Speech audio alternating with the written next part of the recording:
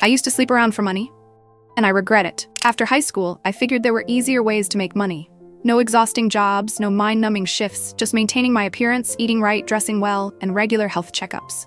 It wasn't glamorous, but it paid well. I had my own website, my own client list. Men who could afford to buy time and discretion.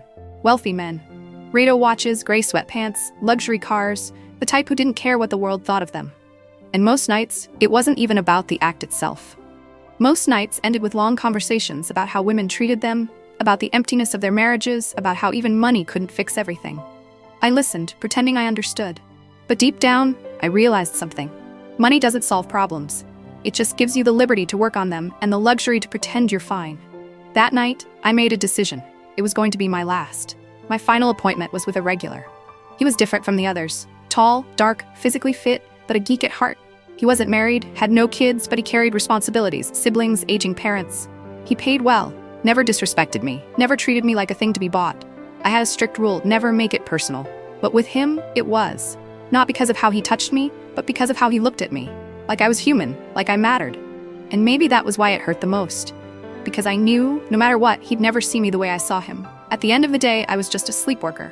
The night started as it always did. Him by the minibar, pouring a drink. Whiskey. Neat. The skyline stretched behind him, 45 floors above the rest of the city. Lights flickered below, but up here it was silent. I sat on the edge of the bed, watching him. Then he turned, and I saw it, the look in his eyes. Not hunger, not lust.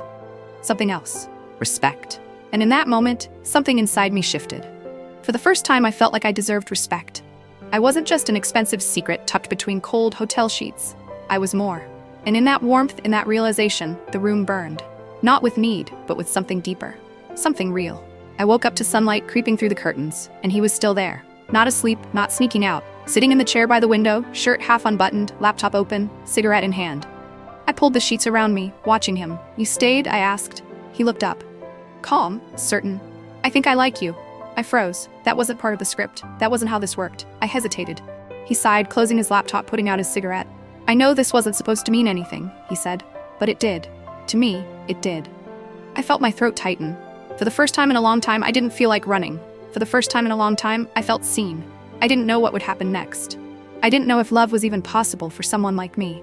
But as he reached for my hand, fingers brushing against mine, I realized something. I had spent years letting people tell me who I was. Maybe it was time to decide that for myself. And maybe, just maybe, this was where my real story began.